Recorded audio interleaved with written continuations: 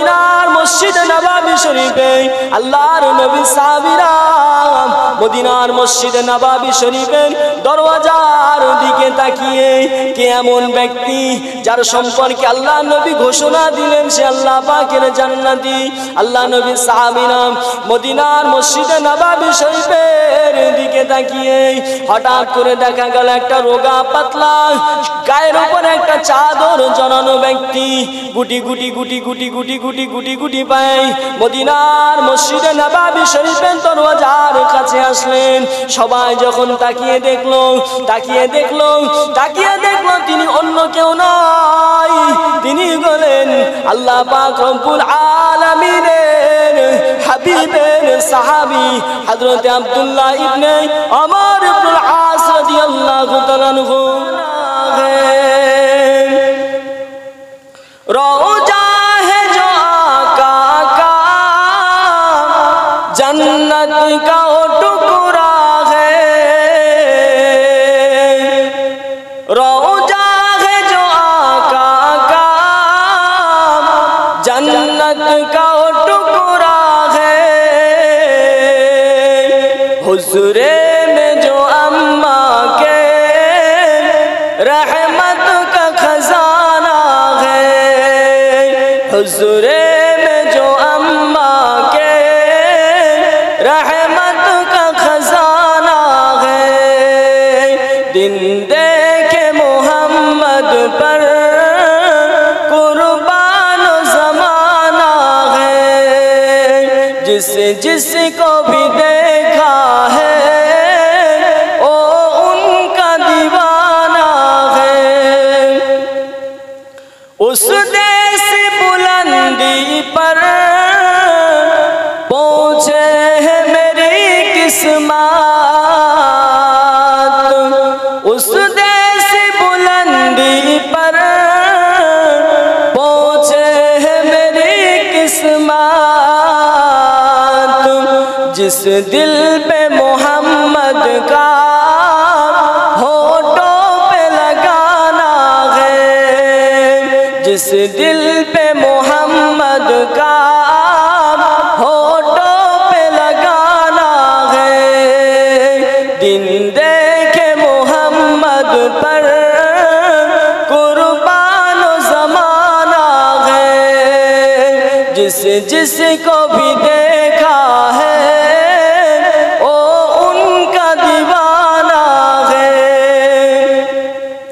मेराज की सब मौला जिब्रील से यूं बोले,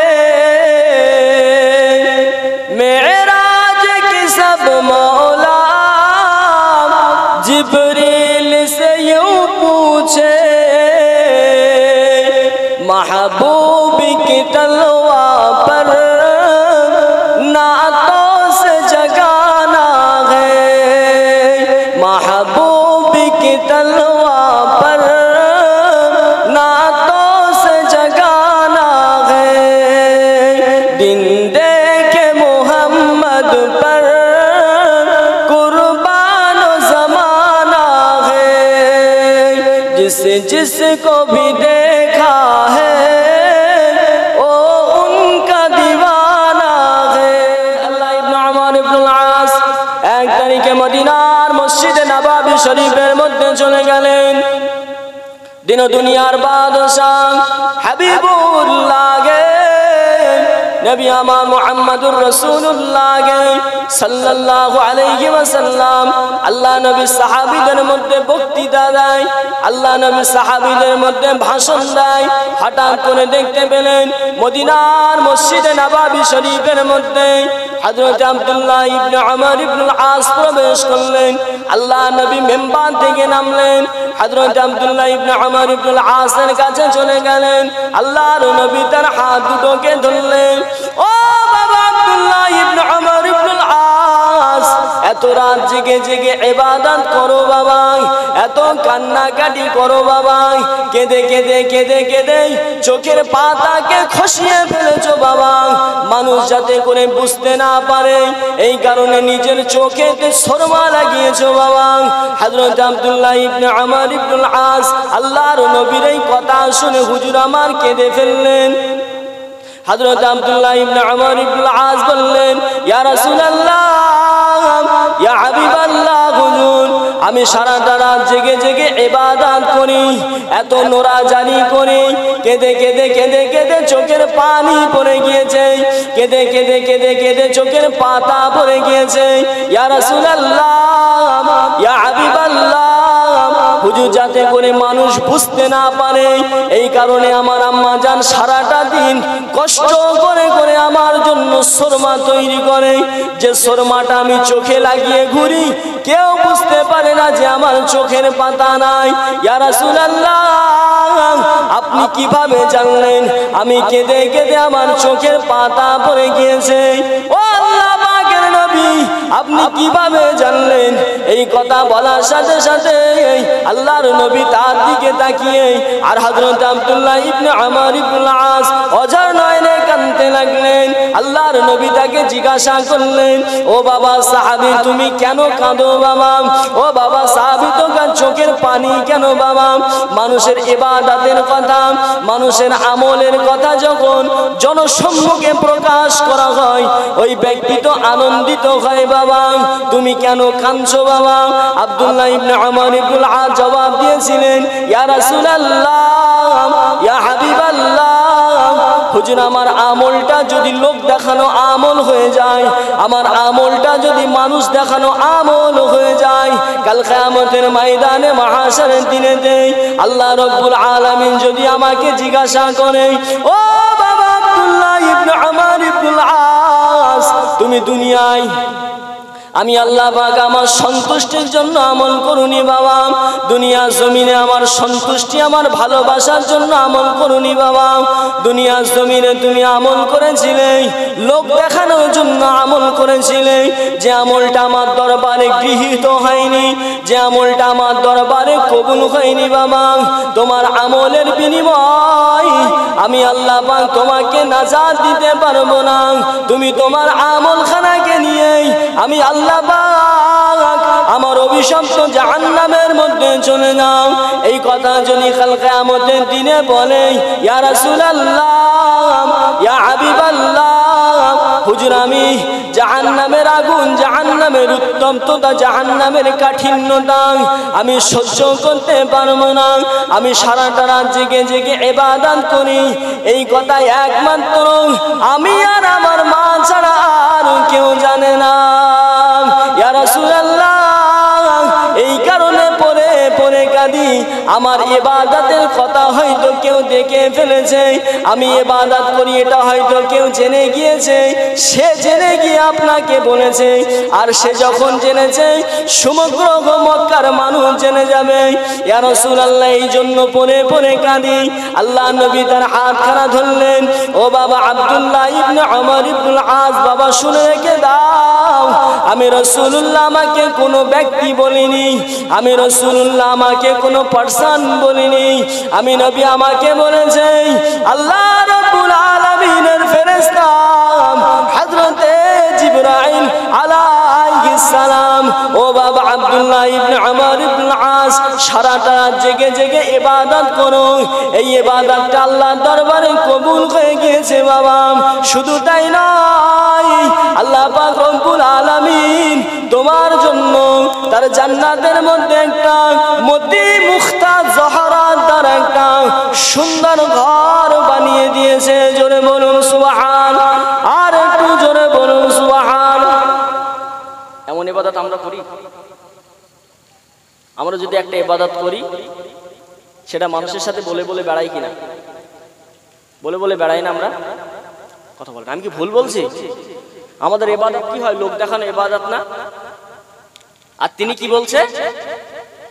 কেউ জানেনি, দিন ও দুনিয়ার বাদশা জেনেছে, তাই তিনি বলছে যে এটা যদি আমার লোক দেখানো হয়ে যায় তাহলে আল্লাহ পাক রব্বুল আলামিনের দরবারে এই আমল যদি গৃহীত না হয়, আল্লাহ পাক আমাকে যদি বলে তোমার আমলটা লোক দেখানো ছিল, তোমার আমল কবুল হয়নি, যাও জাহান্নামে চলে যাও, জাহান্নামের উত্তপ্ততা আমি সহ্য করতে পারবো না, এই কারণে আমি আপনার দরবারেতে দাঁড়িয়ে দাঁড়িয়ে কাঁদছি। কোন আব্দুল্লাহ ইবনে ওমর ইবনুল আস জানেন? জানেন আল্লাহ রাসূলের যতজন সাহাবী ছিলেন, যতজন জান্নাতের সুসংবাদ প্রাপ্ত সাহাবী ছিলেন, তার মধ্যে আব্দুল্লাহ ইবনে ওমর ইবনুল আস ছিলেন একজন। তিনি যদি সুসংবাদ পাওয়ার পরে জাহান্নামের ভয়ে এত কাঁদে, তাহলে আমাদের কতটা কাঁদা দরকার? প্রথমে কিন্তু আমি বলেছি যে বিনয়ী হতে হবে আপনাকে। আপনি আমল করছেন, বড়ত্ব দেখিয়ে চলবেন, গাম্ভীর্য প্রকাশ করবেন, গর্ব দেখাবেন, আপনার আমল কিন্তু কবুল হবে না। উনি অত আমল করেছে, আল্লাহ রাব্বুল আলামিনের দরবারে ওনার আমলটা মাকবুল, কবুল, উনি জান্নাতের সংবাদপ্রাপ্ত একজন সাহাবী, তারপরে কেমন ভাবে কাঁদছেন, কেমন বিনয়ী উনি ছিলেন। আমি আপনি কি তাদের ওই অনুসরণটাকে আমরা কি জীবনে লালন করতে পেরেছি? বলেন, লালন করতে পেরেছি? কিভাবে আমরা জান্নাতি হব? কিভাবে আমরা জান্নাতি হব বলেন? শুধু তাই নয়, আল্লাহ নবী মদিনার মসজিদে নববী শরীফের মধ্যে বসে আছেন, আল্লাহর নবী সাহাবীরা বসে আছে। সেই মজলিসের মধ্যে আল্লাহ নবী ঘোষণা দিলেন, মদিনার মসজিদে নববী শরীফের মধ্যে এখন এমন একজন ব্যক্তি প্রবেশ করবে, তিনি অন্য কেউ নয়, তিনি হলেন আল্লাহ পাকের জান্নাতি। সেই মজলিসের মধ্যে উপস্থিত ছিলেন আল্লাহ নবী পাকের সাহাবী হযরত ওমর ফারুক রাদিয়াল্লাহু তাআলা আনহু। সেই মজলিসের মধ্যে উপস্থিত ছিলেন আল্লাহর নবীর সাহাবী হযরত আবু বকর সিদ্দিক। সেই মজলিসের মধ্যে উপস্থিত ছিলেন আল্লাহর নবীর সাহাবী হযরত উসমান গনি। সেই মজলিসের মধ্যে উপস্থিত ছিলেন আল্লাহর নবীর জামাতা, আল্লাহর নবীর যুদ্ধের সঙ্গী আসাদুল্লাহিল গালিব হযরত আলীল মুরতাজা। এই মজলিসের মধ্যে যখন আল্লাহর নবী ঘোষণা দিলেন, টোটাল মদিনার মসজিদে নববী শরীফে আল্লাহর নবী সাহাবীরা মদিনার মসজিদে নববী শরীফের দরওয়াজার দিকে তাকিয়ে, কে এমন ব্যক্তি যার সম্পর্কে আল্লাহ নবী ঘোষণা দিলেন সে আল্লাহ পাকের জান্নাতি। আল্লাহ নবী সাহাবীরা মদিনার মসজিদে নববী শরীফের দিকে তাকিয়ে হঠাৎ করে দেখা গেল একটা রোগা পাতলা গায়ের উপর একটা চাদর জড়ানো ব্যক্তি গুটি গুটি গুটি গুটি গুটি গুটি গুটি গুটি পায় মদিনার মসজিদে নববী শরীফের দরওয়াজার কাছে আসলেন। সবাই যখন তাকিয়ে দেখলো তিনি অন্য কেউ নয়, তিনি হলেন আল্লাহ পাক রব্বুল আলামিনের হাবিবের সাহাবী হযরত আব্দুল্লাহ ইবনে ওমর ইবনুল আস রাদিয়াল্লাহু তাআলা আনহু। কবর ঘোষণা দিয়েছে। এক নম্বর, রাসূল প্রথম বলেছিলেন যে আল্লাহ পাক তোমার জন্য জান্নাতের মধ্যে ঘর বানিয়েছে। শোনার পরে বিনয়ী হয়েছিলেন।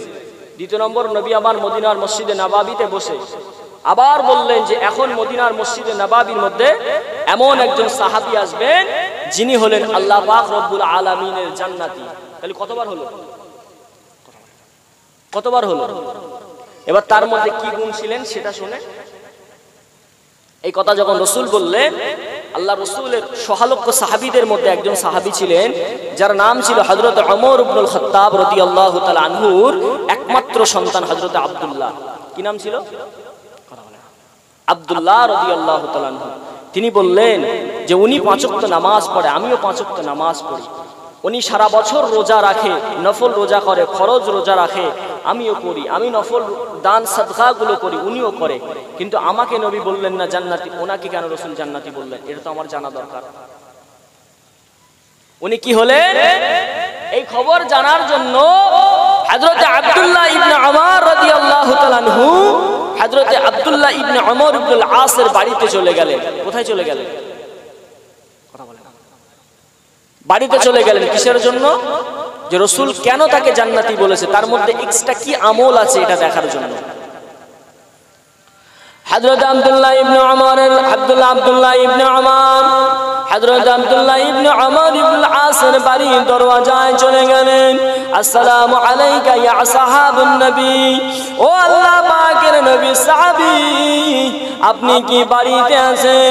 দরওয়াজায় টাং টাং করে আওয়াজ করে, ভিতর থেকে কোনো আওয়াজ আসে না। দ্বিতীয়বার সালাম দিলেন, আল্লাহ পাকের নবী সাহাবী, আপনি কি বাড়িতে আছেন? দ্বিতীয়বারও কোনো উত্তর আসে না। তৃতীয়বারও আবার সালাম দিলেন, আল্লাহ পাকের নবী সাহাবী, আপনি কি বাড়িতে আছেন? তৃতীয়বারও সালামের যখন জবাব আসলো না, হুজুর আমার নিরাশ হয়ে গেলেন। মনে মনে করলেন বাড়িতে মনে হয় কেউ নাই। আল্লাহ রাসূলের সাহাবী হযরত আব্দুল্লাহ ইবনে ওমর রাদিয়াল্লাহু তাআলা আনহু হুজুর আমার পিছনটা ঘুরিয়ে নিজের বাড়ির দিকে রওনা হয়ে গেলেন। পিছন দিক থেকে কে যেন ডাকে, আল্লাহ পাকের নবী সাহাবী, ও জালিলুল কদর নবী সাহাবী, ও ওমর ইবনুল খাত্তাবের সন্তান আব্দুল্লাহ, আমি বাড়ির মধ্যে কাজের মধ্যে ব্যস্ত থাকার কারণে আমি তোমার সালামের উত্তরখানা দিতে পারি নাই। আমার প্রতি রাগ করো না, আমার উপরে রাগান্বিত হয়েও না। এসো এসো, ফিরে এসো, আমি তোমার কাছে ক্ষমার পাত্র। হযরত আব্দুল্লাহ ইবনে ওমর রাদিয়াল্লাহু তাআলা আনহু আব্দুল্লাহ ইবনে ওমরকে সালাম দিলেন আর বললেন, ভাই আমি আপনার বাড়িতে কয়েকদিন মেহমান হিসাবে এসেছি। যদি আপনি আমাকে মেহমান হিসাবে কবুল করে নেন, আপনি যদি আমাকে মেহমান হিসাবে গ্রহণ করে নেন, আমি আপনার কাছে চির কৃতজ্ঞ থাকব। হযরত আব্দুল্লাহ ইবনে ওমর ইবনুল আস রাদিয়াল্লাহু তাআলা আনহু এই কথা শুনে মুস্কে মুস্কে হাসে আর বলে, আল্লাহ পাক অনেকদিন পর আপনি আমার মনের আশাকে পূরণ করেছেন। আল্লাহ আপনি অনেকদিন পর আমার মনের খায়েশকে পূরণ করেছেন। আমি অন্তত কয়েকদিন ধরে একটা মেহমানের সাথে খাবার খেতে পারবো। হযরত আব্দুল্লাহ ইবনে ওমর ইবনুল আস রাদিয়াল্লাহু তাআলা আনহু হযরত আব্দুল্লাহকে হাতখানা ধরে ঘরের মধ্যে নিয়ে গেলেন, একটা সুন্দর বিছানা করে দিলেন, বললেন, ভাই তুমি এই জায়গায় আরাম করো, আমি তোমার জন্য খাদ্য বানাই। দুজনা খাবার খেলেন, রাতের অন্ধকারে ঘুমিয়ে গেলেন। কিন্তু আব্দুল্লাহ ইবনে ওমর ঘুমান না। কি করে না? আব্দুল্লাহ ইবনে ওমর ইবনুল আস ঘুমিয়ে গেলেন, কিন্তু আব্দুল্লাহ ইবনে ওমর ঘুমান না। কেন ঘুমাবেন? উনি তো গিয়েছেন একটা উদ্দেশ্য, তাই তো নাকি গো? যে উনি কি আমল করে, ওই আমলটা আমি দেখব, দেখে বাড়িতে আসবো, আমিও ওই আমল করব, এবং রসুল যেন আমাকেও জান্নাতি বলে। এই কারণে উনি গিয়েছিলেন। উদ্দেশ্য তো টেনার ছিল নাকি? মনে করেন আমি একটা জায়গায় কাজে গিয়েছি, আমার উদ্দেশ্য হলো কাজটা শেখার। আমি যদি ঘুমাই কাজ শিখতে পারবো? ঘুরে ঘুরে বেড়ালে শিখতে পারবো? তো উনি রাত্রেবেলা গেলেন, আব্দুল্লাহ ইবনে ওমর খাওয়া দাওয়া করে এসে নামাজ পড়ে শুয়ে গেলেন। অন্ধকার হয়ে গেল, ওনাকে যে জায়গায় দিলেন শোয়ার জন্য জায়গা করে দিলেন, উনি শুলেন না। উনি শুধু আব্দুল্লাহ ইবনে ওমর ইবনুল আসকে ফলো রেখেছে, উনি কি করে, কোন আমল করে। অটোমেটিক শুধু ওনার পাশে পাশে ঘুরছে, কিন্তু উনি ওনাকে বুঝতে দিচ্ছেন না আসলে উনি কি জন্য গিয়েছে। দিব্য রাতের বেলা উনি ঘুমিয়ে গেলেন, আব্দুল্লাহ ইবনে ওমরও ঘুমিয়ে গেলেন। আর আব্দুল্লাহ ইবনে ওমর রাদিয়াল্লাহু তাআলা আনহু জেগে, আব্দুল্লাহ ইবনে ওমর ইবনুল আস ঘুমিয়ে। ফজরের সময় হয়ে গেল, উঠলেন দুজনে একই সাথে, নামাজ পড়লেন, আজিফা তেলাওয়াত করলেন, কোরআন তেলাওয়াত করলেন। আবার যেমন ভাবে দিনে কাজ করে তেমন কাজের মধ্যে ব্যস্ত হয়ে গেলেন। আবার সন্ধ্যা হলো, রাত এসে গেল, আবার আব্দুল্লাহ ইবনে ওমর ইবনুল আস রাদিয়াল্লাহু তাআলা আনহু ওনাকে ফলো রাখলেন। এইভাবে 3 দিন অতিবাহিত হয়ে গেল। কদিন? ইনিও যে আমল করে উনিও তাই আমল করে, ওনার মধ্যে এক্সট্রা কোনো আমল নাই। কি নাই? এক্সট্রা কোনো আমল নাই। 3 দিন পার হয়ে যাবার পরে হযরত আব্দুল্লাহ ইবনে ওমর ইবনুল আসকে আব্দুল্লাহ জিজ্ঞাসা করলেন, ভাই আজ 3 দিন আমি তোমার বাড়িতে রয়েছি, আমার উদ্দেশ্য ছিল একটা, মদিনার মসজিদে নববী শরীফে আল্লাহর নবী তোমাকে জান্নাতি বলেছে। আমি মনে মনে চিন্তা করেছিলাম আমিও 5 ওয়াক্ত নামাজ পড়ি, আব্দুল্লাহ ইবনে ওমর ইবনুল আস 5 ওয়াক্ত নামাজ পড়ে, আমি একটা মাস রোজা রাখি, আব্দুল্লাহ ইবনে ওমর ইবনুল আস 1 মাস রোজা রাখে, আমি দান খায়রাত করি, সাদকা করি, হজ করি, যাকাত দেই। আব্দুল্লাহ ইবনে ওমর ইবনুল আস তাই করে, কিন্তু আল্লাহর নবী তাকে কেন জান্নাতি বললেন, আমাকে কেন জান্নাতি বললেন না?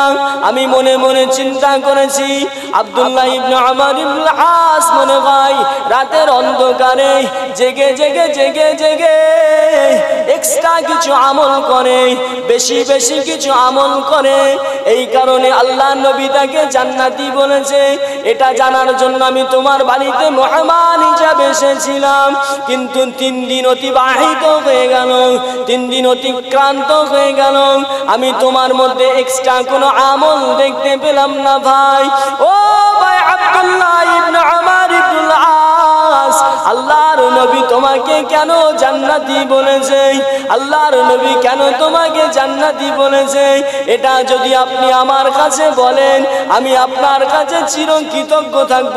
আমি তো তোমার মধ্যে এক্সট্রা কিছু আমল পেলাম না, যে আমলটা আমি করব, আমল করার পরে আল্লাহর নবীর মুখ থেকে জান্নাতের সংবাদ নেব।